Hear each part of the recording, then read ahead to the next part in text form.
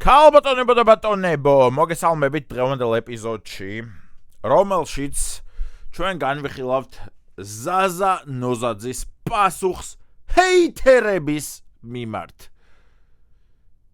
თავარია ბავშვებს არაფერი დაუშავა, თორემ ჰეითერების პასუხს ჩვენ რა თქმა უნდა მხარს ვუჭერთ და განვიხილავთ ხა დღეს თქვენთან ერთად რა პასუხი გასცა ბატონმა ზაზა ნოზაძემ თავის ჰეითერებს, რომლებმაც ჩაუწერეს, რომ ზაზა, შენ გაიყიდეო, შენ აღარ წარმოადგენ იმ კულტურას, რომელსაც წარმოადგენდიო.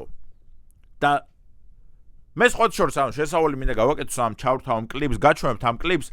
უბრალოდ ძალიან მიხარია მეგობრებო, რომ ესე წყდება უკვე საქართველოში მოვლენები რა, იმიტომ რომ მართლა ესე უნდა წყდებოდეს, ისედაც რა ვიცი, სულ ყველა გაბრაზებული და ისეთი დავდივართ და ძალიან მიხარია რომ ეხა ზაზამ გადაწყვიტა რეპით პასუხის გაცემა და არა მაგალითად რაღაც საქმის გარჩევებით და ნუ ეხა დედის გინებით და ასე შემდეგ რა, იმიტომ რომ მე მგონი დროა უკვე რომ დავანებოთ ამ დედის გინებას და რაღაცას თავი, ხო?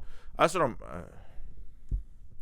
ხელოვანმა ადამიანებმა უნდა გავცეთ ხელოვნებით პასუხი ხალხს და დედის გინებას თავი დავანებოთ. მოდი ჩავრთოთ ზაზა ნოზაძის კლიპი. ხანდახან ცეცხლი, ხანდახან მე თქვენი დედა შევეცი, ვისაც უნდა ნახოს როგორ დავეცი, მიარწა ვიცები მაგას. აჰა. ანუ ეხა მე რო ვიძახდი რომ მიხარია დედის გინებით რომ აღარ წყდება საკითხებით ხო?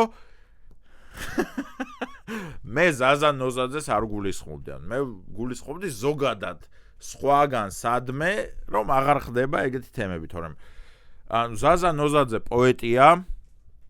ზაზა ნოზაძეს შეუძლია სიტყვით ისე გაგჭრათ რომ თქვენ ხმა ვეღარ ამოიღოთ, რადგან ეს არის მისი საქმე. მაგრამ ნუ მაინც არ ვიცი დედას იგინება.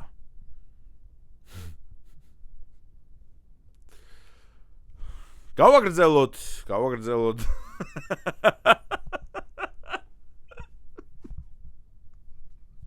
არა მაინტერესებს, ანუ ეს არის მეგობრებო ხელოვნება, ანუ ვინც ზაზა ნოზაძის მომხრეები ხართ ამ შემთხვევაში, თორე მე ზაზა ნოზაძეზე წინა ვიდეოში ვთქვი რომ მე 10 წელია ფანი ვარ თქო, მაგრამ ანუ ამ მომენტში ვინც ხართ, აი ამ ვიდეოს მომწონებლები, ანუ ეს არის ზაზა ნოზაძის პასუხი, რომ ანუ თქვენი დედა შევეცი, თქვენი დედა მოვტყანი, თქვენი დედა გადავტყანი. ანუ ეს არის პოეტის, რეჟისორის და ხელოვანის პასუხი. კი ბატონო, იყოს ეგ, გავაგრძელოთ. და ჩვენ სიმონების დედა შევეცი, ტრეკს და არის პისტეცი, ბოზებო მიხარეთ ჩორები დავაიყლებო, მიკეთეთ პიარი და გამოვიყენებ მომენტს და მიხვდები გარშემო თუ კი ვინ არის. ეგონათ რო გადამიარის, მაგრამ მით მიერ მივიღე ზიანი. კიდე უფრო მეტი ზიარი გამაღიზიანეთ. მე ყლესემ კიდია სულ ყველა ბაბლი, ამათ მოსაწონად რაკენი რა თქვი, მე ამათ დავთვლი და მე ვაგინებ, ამათზე მართლა იქნება მადლი. ასევე ვითომ მეგობრების ჩათვლით, რამდენი ვირთხა, რამდენი მატლი. მადლობა ღმერთო რომ ანახე მართლა, ყოველთვის მაღლა ვერაფერი დამღლი, ჯენიცი ყოველთვის შევინა ბიჭი, ყლების ლაბარაკი. ეს რა იყო. მადლობა ღმერთო. ამათი დედის მუტელში შევეცი, მე ტრაქში შევეცი. მადლობა ღმერთო. ამათი დედის პირში გავთხარე მე ჩემი დიდი ყლე. მადლობა ღმერთო. ამათი დედის მუტელი გადავცხრი ლე. მადლობა ღმერთო. რას ვაკეთებ ზაზა? გავაგრძელოთ. შეარ ვიმჩნე, სულაზე მგიდია ბიჭორას ირჩი. მე ნუ მიმიტიტებ უბრალოდ გირჩი. შორიდან ბხმები ჩემზე დაცალა, არა და შემხდება მოწონს და წავა. არაფერს მალავ მე მაქვს მაგის ზალა. ყოველთვის ვიტყვი რომ მომწონს რა არა. შევეცი მიამათ ისტერიკას, სულ ყველას ვიცი რა მიზნები აქვს. გავეცი პასუხი მორი კითხვას, საერთოდ შევეცი პოლიტიკას. ვუყურებ რას დამსგავსა ეს მასა. მოგიტყანთ საერთოდ შევეცი პოლიტიკას, ანუ ბატონო ზაზა ზოგიერთებმა მართლა შევეცით პოლიტიკას და ზოგიერთები მაგიტომ ვღადაობთ ორივე მხარეზე, მაგრამ როდესაც გამოდიხარ პოლიტიკური პარტიის მხარდამჭერ აქციაზე. გამოგაქვს ოფიციალური სიმღერა ამ პოლიტიკური პარტიის. იძახი რომ მე თბილისის მერობის კანდიდატის მხარდამჭერი ვარ და ჩემი მეგობარია. ანუ რა პოლიტიკას შევეცთ უკაცრავად? რომელ პოლიტიკას შევეცთ? ანუ ზოგადად მოსაზრება რაც პოლიტიკა ქვია? იმიტომ რომ ამას კი ბატონო, რა ვიცი, შეგვიძლია შევცეთ ზოგადად მოსაზრებას, რაც პოლიტიკა ქვია, მაგრამ ჩემს პოზიციებს უკი არჩევანი გავაკეთო მომიწია მაგ ტრადიცია სულ კონდენცია არასოდეს არ დომალო ჩემი ემოცია შვილო ეს საქართველოა აქ ადვილია რომ გადაამტერო არასდროს არ დამიმალავს ჩემი ემოცია ზაზა ვიცით მართლა რომ არასდროს დაგიმალავს შენი ემოცია და მაგიტომ გცემდით ხალხი პატივს რეალურად რომ არასდროს დაგიმალავს შენი ემოცია და ყოველთვის გამოხატავდი როცა ნეგატიურად იყავი განწყობილი ამ ყველაფრის მიმართ და არც ხალხს დაუმალავს ის ემოცია, როდესაც ნეგატიურად განეწყო შენს მიმართ, როდესაც შენ გადალაგდი აქეთ მხარეს. რა არის რთული გასაგები მართლა? უბრალოდ მესმის ახლა ხელოვანი ადამიანის კუთხით მესმის რომ იმიტომ რომ მეც რო ახლა მაგინებდნენ და რამე მეც მეგობრები მეუბნებოდი რომ არა მიშა დაიკიდე შენ ყველაფერში მართალი ხარ შენ მიაწექი. ესე ელაპარაკებიან ალბათ ზაზასაც თავისი მეგობრები, მაგრამ ანუ ხო უნდა განიხილო ადამიანმა ორივე კუთხე არა, რომ 15 წელი ამას მოუწოდებდი ხალხს, შემდეგ უცებ ბრახ მე აქეთ ვარ და ეხლა იმას ბაზრობ, რომ არასდროს დამიმალავს ჩემი ემოცია. ვიცით, რომ არასდროს დაგიმალავს. 15 წელი არ დაგიმალავს შენი ემოცია, მაგიტომ ვიყავით შენ მხარეს. მაგრამ ეხლაც არ მალავ შენ ემოციას, მაგრამ ეხლა აქეთ ხარ. რა უყოთ ზაზა რომ გადაამტერო ერთ დღეს ადიდონ და მე მეორე დღეს გადათელონ შევეცი ვისაც უნდა ხალხოს ანდა ვისაც დალახის როლა უყურთ 100%-იანი სიტყვებია ოღონდ ამას ახლა ზაზას ვერ მივაწერ არა ამ კონკრეტულ სიტყვებს რა თქმა უნდა ზაზას მივაწერ მაგრამ ეს სიტყვები მოდის რა ვიცი რომის იმპერიიდან თუ არ ვწდები იულიუს კეიზარმა თქვა რომ ის ხალხიო რომელიც ტაშს უკრავს შენი სამეფო ტახტის ასვლისასო იგივე ხალხი იქნება რომელიც ტაშს დაუკრავს როცა შენ ჩამოსახჭობად წაგიყვანინო ასე რომ ეგ აბსოლუტურად ნაღდია ეგ მხოლოდ ქართველებს არ შეგვეხება მეგობრებო და ეგ ყველა მიცოდეთ რომ როდესაც მაღლაადი ხარ ყველა ტაშს გიკრავს მაგრამ როდესაც ვარდები მაშინაც იგივე ხალხი უკრავს ტაშს რომ ვარდები იმიტომ რომ ხალხს უყვარს რა ძუძუები, არა, პური და სანახაობა. ყველა დავთვალე. მე ყველაზე მკიდია სულ ყველა ტრენდი. არავის დაკროლზე იცი არ ვცეკვა. ყოველთვის ვიცი მეხმარება ღმერთი. მანიცის ვინ ვარ და თუ კიდას ვნერგავ. მაცადე ისევ ღმერთს რატო ვახსენებთ? ანუ ისევ ღმერთს რატო ვახსენებთ? ბიჭო, 3 წუთის მანძილზე 9 ჯერ დედის მუტელი ვიგინეთ და ისევ ღმერთი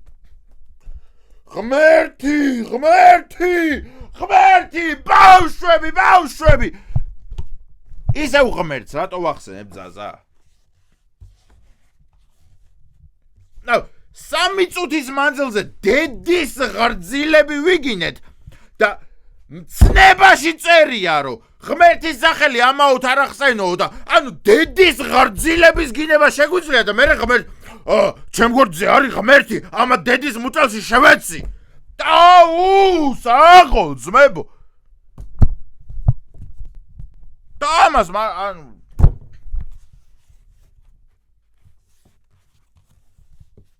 მე ჩემი გეგმა შეჩემა ვინახარ აგინდა ჩემგან ჩემი მუღამია რაღაც რო შექმნა ისეთი რამე რაც ვერავინ და მომეთხანით მარა უკიდას ვნერგავ მაცადე ბიჭო მაგ მე ჩემი გეგმა შეჩემა ვინახარ აგინდა ჩემგან ჩემი მუღამია რაღაც რო შექმნა ისეთი რამე რაც ვერავინ და ჩემი მუღამია რაღაც შეუქმნა ისეთი რამე რაც ვერავინ ვერ ქნა ისეთი რამე მართლა ქენი ზაზა რაც ვერავინ ვერ ქნა იმიტომ რომ 15 წელი რეპავდე ქუჩებზე და ხალხის გაჭიროებაზე და რამეზე და მე უცებ ბრახ და გადახვიდე მეორე მხარეს ეგეთი რამე მართლა ვერავინ ვერ ქნა ასე რომ ამაში 100% გეთანხმები ესეთი რამე მართლა ვერავინ ვერ ქნა რაც შენი მიზანი იყო შეგექმნა ესეთი რამე ვერავინ ვერ ქნა.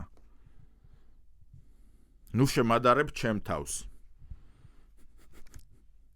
მომეთხანით, მარა ისე ითხოვთ, არ მინდოდა, მარა ისე ითხოვთ, რომ უნდა მიიღოთ, რომ უნდა მიიღოთ, არ მინდოდა, მომეთხანით, მარა ისე ითხოვთ, არ მინდოდა, მარა ისე ითხოვთ, რომ უნდა მიიღოთ, Bang, რომ უნდა მიიღოთ bang. მეტი პოზი, მეტი კლასი, ცოტა ხლაზე, ბევრის აზრი, მეტი ჰასლი, და სულ ჩესნი, და სულ კლასი. და სულ კლასნი ბოლოს დავამატებდი მე. საღოლძმო კლასნი რეპი იყო. განვიხილოთ მოკლედ ახლა მეგობრებო, რეალისტურად რა ხდება ზოგადად. რაში არის ზაზა მართალი, რომ ადამიანი საქართველოში ვერ მიაღწევ ვერაფერს ხელოვნებით. მაგას მართლა გეუბნებით. ანუ ქართველებს არ გვაქვს იმის კულტურა, რომ ჩვენ ხელოვან ადამიანებს პატივი ვცეთ. მაგალითად, აი ზაზა ნოზაძე ავიღოთ, ხო? ან მოდი, ჩემ თავზე ვისაუბრებ. აი, ნუ მოკლედ გადავანაცვლებ რა. აი მე მაგალითად 15 წელია ვხუმრობ, ხომ? 15 წელია ქართველი ერი მიცნობს. ნუ ეს ხო ხვდებით, ისე მეტაფორულად ვსვამ ჩემ თავს. ამ იგავარაკში.